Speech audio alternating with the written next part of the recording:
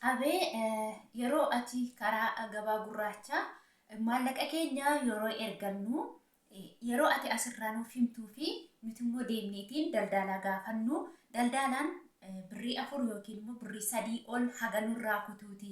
Inni kunoo sababiinsaa maalidha jettu akkasumallee immoo nuti karaa gabaa gurraachaa bilaak maarketii nutti himaa jirta.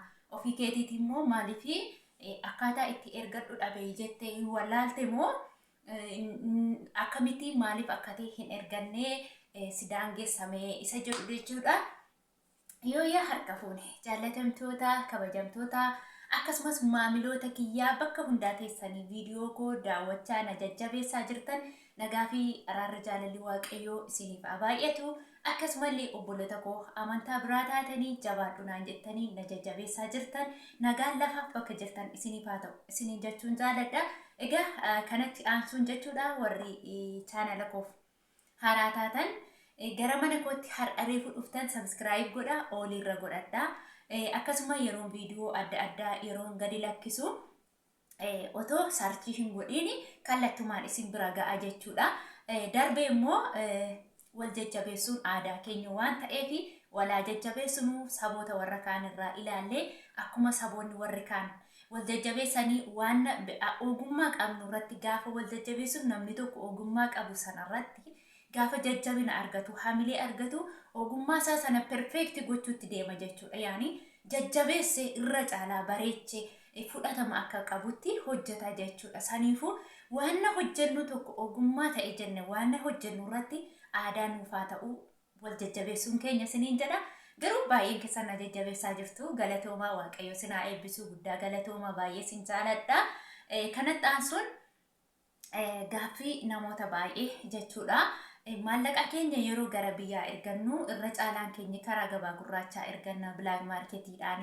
Garuu immoo itiyoo bilaak maarketii irraa sarchi goonee yeroo argannu akkasumas immoo karaa infoormeeshinii miidiyaatii yeroo ilaalluu fi daldalaa nuti itti ergannu tu nurraa nyaatamoo baankii sanatu nurraa nyaatamoo maaliifi akka itiyoo bilaak maarketiin itti hojjetamaa jiru maallaqni keenyi kallattiin achi nuuf hin ga'u jettanii baay'een keessan komentii jala na gaafattu jechuudha. Inni kun immoo sababa qaba jechuudha. Wanti tokko sababa malee hin ta'u jechuudha. Wanti hojjetamu isaa sababa qaba jechuudha. Maayinni yoo jettanii nuti kan jirru mana namaa keessadha beektu.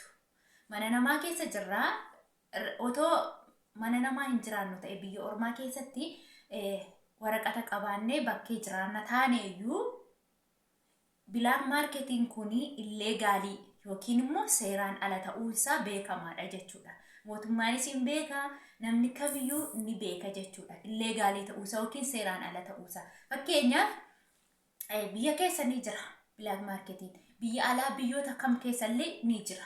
Garuu namichi bilaak maarketii ejjetu sana hin beekna hin beeknu. Namichi sun diimaa ta'ee gurraacha ta'ee dhaabbanni isaa eessa akka ta'e dhaabbanni isaa Itoophiyaa keessa ta'e dhaabbanni isaa biyya alaa keessa ta'e bakka namichi sun taa'ee ejjetu hin beekamu jechuudha. Silaahoo otoo bakka namichi sun jiraatuutti beekame ni qabama jechuudha. Maaliif illegaaliidha waan ta'eef. Inni kuni yeroo sharafni garmalee ol ka'u guddina biyya keenyaaf baay'ee gadi bu'aa ta'a jechuudha. Ikoonoomii biyya keenyaa garmalee gadi buusa jechuudha.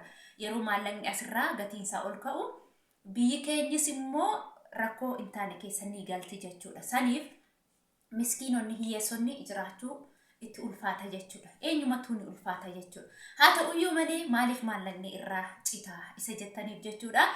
Sababii maallaqni irraa citu nuti mana namaa keessa hojjannaa fakkeenyaaf jechuudha. Ani mana namaa keessa hojjedha yoon ta'e namichi narraa fuudhu kuni daldalaa geessee baankii Itiyoo bilaak maarketii sanatti galchu osoo hin taane nama akka koo namuma akka keessanii nama jiruuf jireenya isaa fooyyeffachuu danda'u biyya ormaa keessatti waraqaa oliif gadi deemee seera bira darbuu danda'u qabaatee akkasumas immoo taaksii ittiin deemee mana namaarra deemee funaanu yookiin immoo seera jala ta'ee akkaawuntii biyya kanaa baafatee nama gibira kaffalaa jiraatudha jechuudha. Namichi kun hojii koo jedheeti ejjeta jechuudha. Hojii koo jedhee yeroo hojjetu ittiin nyaata ittiin dhugaa, itti uffata, ittiin ilmaan isaa guddifata, ittiin mana isaa gaggeeffata. Akkasumallee waan ilma namaa barbaachisu gibira biyya kana keessa jiraatullee ni kaffala jechuudha. Namichi kana ufee nama harkaa fuudhu jechuudha. Inni immoo ofiisaa geesseetiin Itiyoo Bilaak Maarketii sanatti galchatu hin taane nama Itiyoo Bilaak Maarketii sanatti aanu amma nama baankii keessatti jechuudha. Manaajiratu jira, ittaanaa manaajiraatu jira, hojjettoota baankiitu jira, gajjallaatti immoo qulqulleessitootatu jira jechuudha. Hanga sadarkaa 4-5tu jira jechuudha. Kanaaf inni nu harkaa fuudhu qulqulleessituu yoo ta'e gajjallaa jira hin beeku keessasaa. Inni qulqulleessituun sun immoo fuudhee eenyutti geessa? Hojjettoota baankii sana keessaa. Hojjettoonni baankii sana keessaa immoo eenyutti geessu? Itti aanaatti. Itti aanaan sun immoo eenyutti geessa? Itti gaafatamaatti geessaa jechuudha. Kanaafiyyuu maallaqni keenya gaafa biyya gahu nama 5 bira darbeetu Bilaak Maarketii sana bira ga'a malee namicha isa aanaa fi si harkaa fuudhe sanatu geessee Bilaak Maarketii gashamiti jechuudha. Kanaaf immoo namichi narraa bitu yookiin immoo sirraa bitu sun birrii 5 yookiin 4 sirraa kuta. Example. Har'agaa Dubaayii yoo 38 jiraate daldalaan tokko 34 si harkaa fuudha, daldalaan tokko immoo 33 si harkaa fuudha. Birrii si harkaa fuudhu sana keessaa argachuu qaba. Maaliif ittiin hojjeta, ittiin bula waan jedheef jechuudha. Kanaafiyyuu namichi kun maal godhaa? Sirraa birrii 4 yoo kute geesse isa tokkotti immoo birrii 2 kutee gurgura.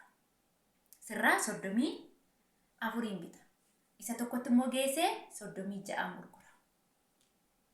Amma immoo isa xaanutti immoo geesse 37 gurgura. Namicha isa hojjetu sana bira geessanii immoo akka Itiyoo Bilaak Maarketiin jirutti itti kennu jechuudha. Sinii galeera je'eetii yaadaan jira. Sababiin maallaqni isin irraa citu inni guddaan isa kana.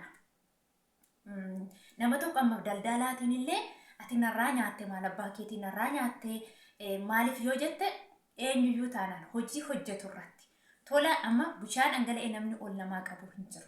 Maaliif itti hojjetee itti fayyadamee ittiin jiraadha je'eetu baheera jechuudha. Akka keenya mana shintibeetii dhiqaa ijoollee namaa kunuunsaa maallaqa keenya ji'aan arganna. Isaan immoo kan isaan ji'aan argatan isuma kana. Warri hojjetan jechuudha. Warri seera qabeessaa ta'an isa kana hojjetu taanaan isuma kanaan nyaatu isuma kanaan fayyadamu jechuudha. Kanaafiyyuu maallaqa keessirraa muranii si erguu jechuudha. Sinii galeeraa jiru. Kanaaf maali daldalaan nankoo anu ka'een daldalaa kana nan qayyaraa, daldalaan kun hattuudha, daldalaan kun maanarraa nyaataa dhuwar jettanii yaada keessa gashitan ni danda'ama akkasidha. Akkasitti beekuu qabdu jechuudha. Maaliif otoo dandeenya silaa deemnee agne ofii keenya gashachuu dandeenya hin beeknu ka. Waggaa meeqa umurii keenya guutuu namicha sana bira gahuu hin dandeenyu iddoo Bilaak Maarketii sana jechuudha. Gahuu hin dandeenyu. Sanuu warra carraa qabu jechuudha. Isa kana. Inni biraa immoo gaaffii yoo qabaatan jechuudha. Asirratti ammallee namni isiniin galle gaaffii keessan gaafa haala kanaan na gaafattan ifa godhee akkana viidiyoodha yoon isinitti hime wayi. Koomentii jalaa yeroon babarreessu nama galuu dhiisuu danda'a. Gaafa afaan namaarraa ifa gootee dhageessu immoo sii galuu danda'a jechuudha. Kanatti aansee immoo ati maaliif Itiyoo Bilaak Maarketii hin ergattuu naan jettanii Itiyoo Bilaak Maarketii ani sababa ani itti ergachuudhaa dhabeef jechuudha. Madaamii kiyyatu na dhorgate jechuudha. Yaalii ani hin goone takka illee hin jiru jechuudha. Yaalee dadhabee maallaqa kiyyaa tokkoffaa gaafa jalqaba jedhee okseen ilma ishiitti kennee akkuma beekamu ilma koo ijoollee isaanii warra gurguddaa faana naasoo hin dubbatiin naan jetti. Akka tasaa ta'ee lakkoofsa daldalaa biyya kanaa fudhadhee na yaala jedheertuma isheen raftuu gara baasutti habaasu maallaqa kiyya fudhadhee maallaqa kiyya harkatti naan laatanii sarraafaa hin beektu. Selerii kaardii kan jedhu nuu laatama. Isarratti yeroo naa galchame hodhuuti kanarraa baasiitiin kanarra naa galchisa udii keessan jedhee ishiin hin jirtu jechuudha. Akka tasaa guyyaa suni guyyaa jimaataati jechuudha. Guyyaa jimaataa akkuma beekamu baankiin cufaadha garuu iddoo bakkaalaa iddoo beenzila adda addaatti baankiin banaadha jechuudha. Yani iddoo maal jedhama ATM isa jedhamu jechuudha. Ishiin mana bahuu argannaan mucaan sun rafee yeroon sun yeroo maleedha. Mucaan sun rafee yeroo inni ka'u silaa faanaan dubbatiin naan jetti. Okseetaniin inni ribaa ka'een maaluu maatiin kiyya baay'ee rakkataniitiin jiru. obboleetti as keessaan qaba obboleetti kiyyatti naaf kenne lakkoofsa kanarra naa galchiin jedhe namichi sun sarraafaa inni itti barreesse natti erge arabiffa'a jechuudha. Darbee immoo namichi afaan amaaraa dubbata sirriitti faana dubbachuu hin danda'u tolcheen dubbadhu afaan amaaraa raafilii isaa malee dippilii hin beeku jechuudha. Yeroon ani akkaawuntii sirrees isaatii akkamiin jedhaan naa galuu dide jedhee gaafachuu dadhabee naani yeroon ani isatti deddeebi'ee daldalaa isaanitti dubbadhu hin nama ifata jechuudha. Daldalaan sun gaaffii namaan deebisu tafeqqedesh laaqii alfeqqedesh ta'inaan jedha.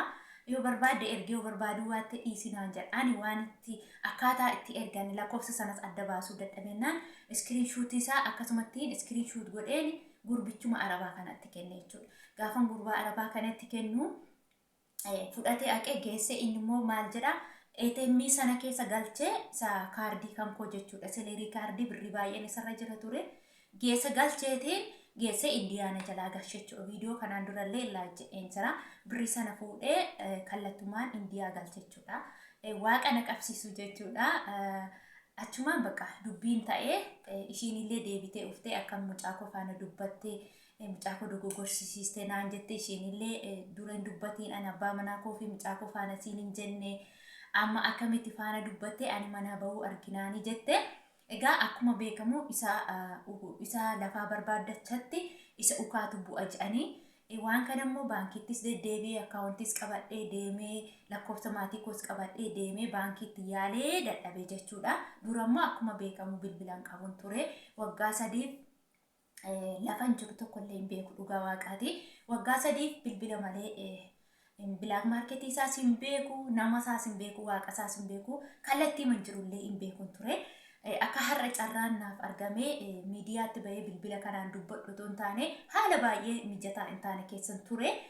Sana keessa garuu obsaan immoo waaqayyoo haalicha sana keessa na dabarse mana jijjiirradhe otoo hin taane waaqayyoo lafuma jiranitti haala namatti jijjiira jechuudha. Gab namarraa godha sanumaa fi haalli naa jijjiirame maallaqa kiyya baankii maan haa ergadhu malee haala ani dura irra jirurraa fooyya'aa jedhee yaada galata waaqayyooti. Sababa kanaatti achumaan birriin sunillee badeetiin hafee tokkoffaa badii kooti mugutuudhaaf illee hin dandeenye waanan godhuun qabu. Anaanuu balleessuu ni danda'u waan ta'eef waanan godhuu hin qabu. Maallaqa sana isaanii dhiisee baankii indiyaa galee akkasumallee immoo jechuudha. Tokkoffaa lammaffaa immoo ijoollee koo wajjin hin dubbatiin sababa isheen jettee tokko kana dubbadhee balleesse. Lammaffaa immoo birriin sunis badee waan jedhu wallaalee sababa kanaatti lammataa waan akkasitti xibbis jettaa jennaan bakka lubbuu kitiitiin jiraachuu naa wayyaa jedheetiin isuma sanatti fufee maallaqa kiyya eeggadhe malee jechuudha. Sababa kanaatti sababa ati maaliif ergachuudha dhabdee kan jettan jechuudha. Gaaffii keessaniif deebisinii ta'ee jedhee yaada nama gaafachuun baay'ee gaarii haala namni keessa jiru haala obboloonni keenya keessa jiran maalummaa ofii walii baruun baay'ee gaariidha. Dhugaadha namoonni na gaggaafatanii nama dhabdemoo maaliif kan jettanii nan beeka jechuudha. Ijoollee wajjiniin nanaaswaa ijoollee hiriyoonni koo kan isaanitti ergatan daldalaa isaanii naa erganiitiin jiru garuu mana ufeessi harkaa fuudhuu hin danda'u akkaawuntii isaarrammoo nuti galchuu hin dandeenyu tasayyuu jedhan jennaan bakka narreebamoo maalan godha. Sababa sanaatti kananii karaa baankii fayyadamuu siniin jechuun barbaada boleewwan kiyya. Sababa ani waraqata baankiitti ergaa ture eengadda sinitti argisiisetti namoota baay'ee koomentii jala naa qabdan jechuudha. Galatoomaa dhugaa waaqaatii baay'ee sin jaaladha naaf jiraadha. Gaaffiin keessan sinii deebi'eera je'eetii yaada. Akkasuma gaaffii biraa yoo qabaattan na gaafadha. Haala kanaan viidiyoodhaan nan isiniif hojjedha. Haala yeroon ergadhu na jajjabeessuu keessaniif immoo galatoomaa guddaa isin jaaladha. Turtii gaarii.